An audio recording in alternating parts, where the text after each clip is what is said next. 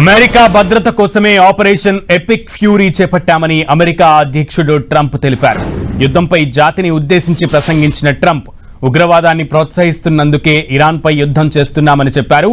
Iran navy air ఫోర్స్లను ధ్వంసం చేశామని, కీలక నేతలు అంతమయ్యారని ప్రకటించారు. యుద్ధం వల్ల ఇరాన్ భారీగా నష్టపోయిందన్నారు. అణ్వాయుధాలు ఉన్నాయని ఇరాన్ అంగీకరించిందన్న ట్రంప్ వాటిని ఎప్పటికీ తయారు చేయకుండా చేశామన్నారు. ఇరాన్ దాడుల్లో 13 మంది అమెరికా సైనికులు మృతి చెందారని చెప్పారు ట్రంప్. B-2 బాంబర్లతో ఇరాన్పై దాడులు చేశామని, అణ్వాయుధ సంపదను దెబ్బతీయడమే తన లక్ష్యమని తెలిపారు. యుద్ధం ముగింపుపైన మరోసారి క్లారిటీ ఇచ్చిన అమెరికా అధ్యక్షుడు చర్చలు కొనసాగుతున్నాయని తెలిపారు. అమెరికా భద్రత కోసమే ఆపరేషన్ ఎపిక్ ఫ్యూరీ చేపట్టామని అమెరికా అధ్యక్షుడు ట్రంప్ తెలిపారు. యుద్ధంపై జాతిని ఉద్దేశించి ప్రసంగించిన ట్రంప్ ఉగ్రవాదాన్ని ప్రోత్సహిస్తున్నందుకే ఇరాన్పై యుద్ధం చేస్తున్నామని తెలిపారు.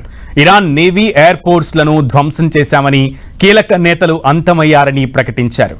యుద్ధం వల్ల ఇరాన్ భారీగా నష్టపోయిందన్నారు.